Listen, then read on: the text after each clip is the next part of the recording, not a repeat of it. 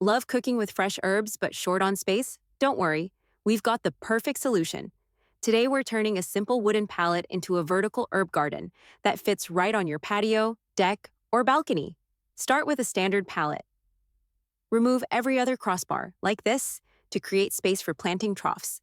Don't toss the pieces you removed. Use them to cap off the bottom of each remaining horizontal slat, turning them into planter boxes. Now flip the pallet over and paint the front of each box with chalkboard paint. This will give you a fun way to label each herb, and it looks great too. Let the paint dry completely, then line each box with a dark plastic garbage bag. This keeps moisture in and helps protect the wood. Add a layer of small stones for drainage, followed by potting mix. Now you're ready to plant.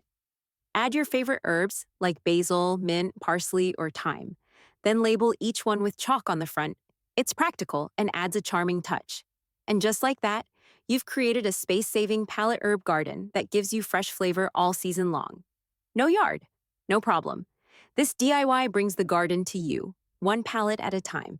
Don't forget to like and subscribe for more creative, budget-friendly projects.